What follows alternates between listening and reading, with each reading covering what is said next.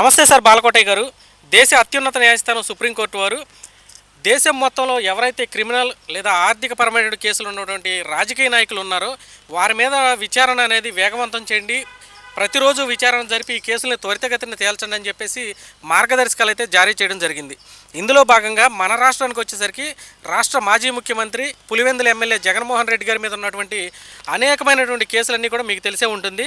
మరి ఆయన మీద ఎప్పటి నుంచో కూడా రోజువారీ విచారణ జరగాలని చెప్పేసి ఒక బలమైన డిమాండ్ కూడా మీరు చాలా సందర్భాల్లో చెప్పడం అయితే జరిగింది. మొత్తానికి చూసుకున్నట్లయితే ఇది గనక సుప్రీంకోర్టు చెప్పినటువంటి తీర్పు ఏదైతే ఉందో అది ఒకవేళ అమల్లోకి వస్తే జగన్మోహన్ రెడ్డి గారి పరిస్థితి ఏ విధంగా ఉంటుందని మీరు భావిస్తున్నారు? దీనిపైన అసలు మీ అభిప్రాయం ఏంటి సార్? ధన్యవాదాలు. దాదాపు ఒక దశాబ్ద కాలంగా న్యాయ వ్యవస్థలో ప్రజాప్రతినిధుల మీద జరుగుతున్న కేసులు, వాటి సత్వర విచారణ, వాళ్ళ మీద శిక్షలు, అలాంటి శిక్షలు పడ్డ వాళ్ళు చట్టసభల్లోకి అనర్హులుగా ప్రకటించాలని ఒక చర్చ పెద్ద ఎత్తున జరుగుతున్నదే. ఆయా సందర్భాల్లో హైకోర్టులు, సుప్రీంకోర్టులు కూడా చాలాసార్లు ప్రభుత్వాలకి కొన్ని సూచనలు చేసినాయి, విజ్ఞప్తులు చేసినాయి. ముఖ్యంగా ప్రజాస్వామ్యంలో ఒక రెండు వ్యవస్థలు పటిష్టంగా ఉంటే ప్రజాస్వామ్యం పటిష్టంగా ఉంటుంది. ఒక వ్యవస్థ విచారణ వ్యవస్థ, అంటే కార్యనిర్వాహక వ్యవస్థ. ఈ దేశంలో అత్యున్నతమైన ఐపీఎస్, ఐఏఎస్ ఇవి ఇండియన్ కాన్స్టిట్యూషనల్ పోస్టులు. ఈ రెండు వ్యవస్థల గనక నేరగాల పట్ల, నేరాలు చేసిన వాళ్ళ పట్ల ఖచ్చితమైన విచారణ చేపట్టి వాళ్ళ మీద కేసులు పెట్టి సాక్ష్యాధారాలతో కోర్టులోకి తీసుకెళ్లగలసిన బాధ్యత వాళ్ళది. రెండు న్యాయస్థానాలు అంటే ఇలాంటి కేసుల్ని సత్వరం పరిష్కరించి శిక్షలు వేసే వాళ్ళకి శిక్షలు, నిర్దోషులుగా విడుదల చేసే వాళ్ళని నిర్దోషులుగా విడుదల చేయటం లాంటి చర్యలు చేసుకుంటే ఏ చీపులు కట్టక్కర్ల ప్రజాస్వామ్యానికి పూడ్చవతలబోతుంది. పార్లమెంటు, అసెంబ్లీల్లో ప్రభుత్వాలు చెప్తున్న గణాంకాలే 40%, 50% నేరగాళ్ళు ఉండాలని. అంటే ఈ రోజున ప్రజాస్వామ్యంలో, మన అసెంబ్లీలలో, మన పార్లమెంట్లో నేరగాళ్ళు మైకులు తీసుకొని మాట్లాడుతున్నారు.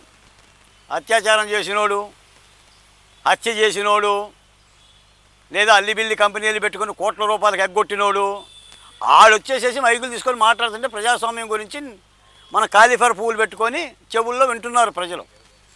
ఈ రోజున వ్యవస్థ ఇంత అబాసుపాలు అవటానికి ఏ యువకుడు కూడా, ఓ బీటెక్ చదివేవాడు, బిఏ చదివేవాడు, ఎంఏ చదివేవాడు రాజకీయాల్లో పోదామంటే అయ్య బాబు ఆ రాజకీయాలు ఎందుకంటాడు? ఈ రోజున ప్రభుత్వాలు ఆలోచించాలి. ఎవడైనా ప్రజాసేవ కోసం రాజకీయాలకు రావాలంటే దాన్ని గొప్ప వరంగా ప్రకటించాలి. అవసరం వస్తే వాలంటీర్గా పనిచేయడానికి సిద్ధపడుతున్నాడు తప్ప ఒక ఎంపీటీసీగానో, సర్పంచ్గానో, ఎమ్మెల్యేను పోటీ చేయడానికి కూడా సిద్ధపట్టాల. కారణం ఏంటి? రాజకీయ వ్యవస్థ పురుగులు దొలిచినట్టుగా అవినీతి దొలిచింది. ఈ రోజున సుప్రీంకోర్టు చెప్పింది, ఎన్నికల కమిషన్ సూచించింది, మీరు ఇలాంటి యొక్క నేరస్తుల మీద లేదంటే కేసులు ఉన్న వాళ్ళ మీద, ప్రజాప్రతినిధుల మీద శాశ్వత నిషేధం ప్రకటించాలని చెప్పింది. అంటే నేరాలు ప్రూవ్ అయిన వాళ్ళని కోర్టుల్లో ఎన్నికల్లో పోటీ చేయకుండా, చట్టసభల్లో పోకుండా మీరు నిషేధం ప్రకటించండి అంటుంది. ఆ లెక్కన ఇప్పుడు జగన్మోహన్ రెడ్డి గారి మీద ఒక 5-6 నిషేధాలు ప్రకటించవచ్చు. ఎందుకంటే 7 ఈడీ కేసులు, ఒక 11 సిబిఐ కేసులు. అలాగనే చాలామంది వైఎస్ వివేకానంద రెడ్డి హత్య కేసులో సాక్షాత్ ఎంపీలే ఉన్నారు. ఇప్పుడు గతంలో నేను 5 ఏళ్ళుగా మాట్లాడా మా డ్రైవరు సుబ్రహ్మణ్యం గురించి. డ్రైవర్ సుబ్రహ్మణ్యాన్ని చంపింది ఒక ఎమ్మెల్సీ.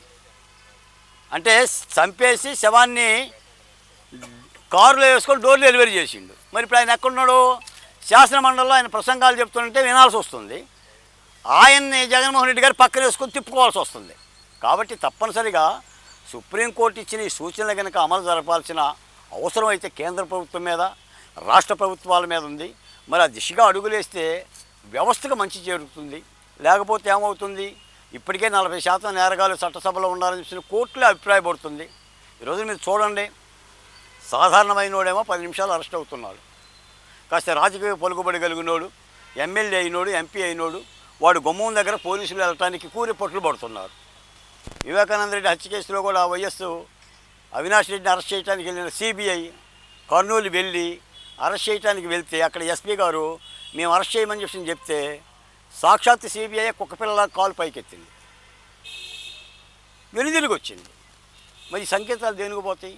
తప్పనిసరి ఈరోజు సుప్రీంకోర్టు ఇలాంటి ఇబ్బందులను చూసి ఇది ఒక జగన్మోహన్ రెడ్డి గురించే కాదు, ఆయా రాష్ట్రాలు కానీ ఆయా రాష్ట్రాల్లో ప్రజాప్రతినిధులు కానీ చాలా కోకొల్లలుగా ఉన్నాయి, పార్లమెంట్లోనే ఉన్నాయి, అన్ని అసెంబ్లీలో ఉన్నాయి.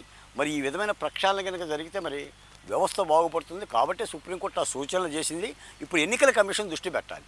ఖచ్చితంగా నేర నిరూపణ అయిన వాళ్ళు, నేరారోపణలు కూడా కాదు, నేర నిరూపణ అయిన వాళ్ళకి చట్టసభల్లో ప్రవేశం లేకుండా శాశ్వత అనర్హత వేయటం, 1 సంవత్సరమో 2 సంవత్సరాలు 5 ఏళ్ళో కాదు, శాశ్వత అనర్హమైన ఓటు వేస్తే మళ్ళీ వాళ్ళు వాళ్ళ భార్యలను పిల్లలను అడ్డుపెట్టుకొని చట్టసభల్లోకి దూరకోకుండా ఏదన్నా అలాంటి చర్యలు కనుక తీసుకుంటే మంచిదే, దేశానికి మంచిదే. సుప్రీంకోర్టు చెప్పిన సూచనలు మరి ఆ దిశగా జరుగుతుందా లేదనేది మరి కేంద్ర ప్రభుత్వం సమాధానం చెప్పాలి. ముఖ్యంగా ఎన్నికల కమిషను సమాధానం చెప్పాలి. ఇదేంటంటే రాజకీయాలు కూడా ఏంటంటే సంపాదనకు ఒక మార్గం అయిపోయింది. ఇప్పుడు బిఏ చదివి బీటెక్ చదివి ఎంటెక్ చదివేసి ఉద్యోగం సంపాదించినట్టుగా ఎమ్మెల్యే అయిపోతే రాజకీయ ఉద్యోగం వచ్చేసినట్టే. ఒక 50 కోట్లు 100 కోట్లు వెనకేసుకోవటానికి అదొక రాజకీయ ఉద్యోగం అయిపోయింది. కాబట్టి మరి ఈ దిశగా కూడా ప్రజలు ఆలోచిస్తున్నారు, ప్రభుత్వాలు కూడా ఆలోచించి ఎన్నికల కమిషన్ ఉన్న ఇలా సుప్రీంకోర్టు ఆదేశాల మీద ముందుకెళ్తే బాగానే ఉంటుందనేది మాలాంటి వాళ్ళ అభిప్రాయం. నమస్తే. వల్లభనేని వంశీమోహన్ ని అరెస్ట్ చేస్తే వైఎస్ఆర్ పార్టీ నాయకులు అక్రమ కేసులు బనాయిస్తామన్నారు, కక్ష సాధింపు ధోరణిని మాట్లాడుతూ ఉన్నారు. అక్రమ కేసులు బనాయించే సంస్కృతి వైఎస్ఆర్ పార్టీది. కొల్లు రవీంద్ర గారి మీద గాని, చంద్రబాబు నాయుడు గారి మీద గాని, అచ్చెన్నాయుడు గారి మీద గాని ఇలా చెప్పుకుంటా పోతే అనేక మంది మీద అక్రమ కేసులు బనాయించి అధికార దుర్వినియోగం చేసింది వైఎస్ఆర్ పార్టీ వాళ్ళు. 2023లో ఫిబ్రవరి 22వ తారీఖున తెలుగుదేశం పార్టీ గన్నవరం పార్టీ ఆఫీసులో సమావేశం జరుగుతూ ఉంటే వంశీ నాయకత్వంలో తన అనుచరులతో దాడి చేసి అక్కడున్న కార్లు తగలబెట్టి కంప్యూటర్లు బదలగొట్టి మొత్తం తెలుగుదేశం పార్టీని ధ్వంసం చేస్తే కంప్లైంట్ ఇచ్చిన సత్యవర్ధన్ దాని మీద చర్య తీసుకోకుండా తప్పుడు కేసులు బనాయించి ధ్వంసం చేసిందేమో తెలుగుదేశం పార్టీ ఆఫీసుని, కేసులు పెట్టిందేమో తెలుగుదేశం పార్టీ కార్యకర్తల పైన. ఆ రోజున రాజమండ్రి జైలుకు కూడా పంపించి చాలా రోజులు జైల్లో ఉండాల్సిన పరిస్థితి. దాంతో పాటు ఆడవాళ్ల మీద కూడా కేసులు బనాయించి తెలుగు మహిళలను కూడా జైల్లో నిర్బంధంలో ఉంచినటువంటి పరిస్థితి. ఇటువంటి అక్రమ కేసులు దుర్మార్గంగా బనాయించి ఇవాళ రోజున సత్యవర్ధన్ ఆఫీసులో పనిచేసే ఒక ఉద్యోగి ఈ దాడిలో జరిగినటువంటి సంఘటన మొత్తాన్ని అతను కంప్లైంట్ ఇస్తే ఇవాళ ఆ కంప్లైంట్ ని బలహీనపరిచేందుకు అతను షెడ్యూల్ కులానికి చెందినటువంటి వ్యక్తి అతన్ని కిడ్నాప్ చేసి అతన్ని హింసించి ఆ కుటుంబ సభ్యులను బెదిరించి ఇవాళ రోజున సాక్ష్యం తారుమారు చేసేందుకు ప్రయత్నం చేస్తా ఉంటే ఇవాళ సత్యవర్ధన్ కుటుంబ సభ్యులు కంప్లైంట్ ఇచ్చారు. మేము దళితులు, మా మీద అక్రమంగా దాడులు చేస్తా ఉన్నారు, బెదిరిస్తా ఉన్నారు, మమ్మల్ని కాపాడండి అని చెప్పి వాళ్ళు పోలీస్ స్టేషన్ కంప్లైంట్ ఇస్తే ఆ కంప్లైంట్ మీద ఎస్సీ ఎస్టీ అట్రాసిటీ మీద ఇవాళ వంశీమోహన్ అరెస్ట్ చేస్తే అక్రమ కేసు అంటా ఉన్నారు. మీరు బెదిరించింది యథార్థం కదా? ఇవాళ సత్యవర్ధన్ గానీ వాళ్ళ కుటుంబ సభ్యులు గానీ బెదిరించబట్టే తప్పుడు సాక్ష్యానికి అతను సిద్ధపడ్డాడు. ఇవాళ కేసులను తారుమారు చేయాలని చెప్పి ప్రయత్నం చేసేది మీరు. దళితులను బెదిరించి వాళ్ళని భయపెట్టి లొంగ తీసుకుని కేసులను తారుమారు చేయాలని ప్రయత్నం చేస్తున్నాం. ఇవాళ రోజున కుటుంబ సభ్యులు ఇచ్చిన కంప్లైంట్ మేరకు ఇవాళ ఒక ఫిర్యాదు ఐపీసీ సెక్షన్ ప్రకారం 506 అంటే సాక్షిని బెదిరించడం అది తీవ్రమైన నేరం. సాక్ష్యాన్ని ఎవరు కూడా బెదిరించకూడదు, వాడికి ఒక స్వేచ్ఛను ఇవ్వాలి, వాడి ఇష్టం వచ్చినట్టుగా కోర్టులోకి వచ్చి సాక్ష్యం చెప్పే అవకాశం ఇవ్వాలి. వాడిని పట్టుకుని బెదిరించి వాడిని ప్రలోభ పెట్టి హింసించి ఇవాళ రోజున కిడ్నాప్ చేసి మరి వాళ్ళ కుటుంబ సభ్యులను బెదిరిస్తే వాళ్ళ కుటుంబ సభ్యులు కంప్లైంట్ ఇచ్చారు. అసలు అక్రమ కేసులు అంటే నేను మించిన అక్రమార్కుడు ఎవరైనా ఉన్నాడా? గన్నవరం నియోజకవర్గంలో శాసనసభ్యుడిగా పోలవరం కాలువ మీద ఉన్న మట్టి అంతా ఏమైపోయింది? కొన్ని లక్షల క్యూబిక్ మీటర్లు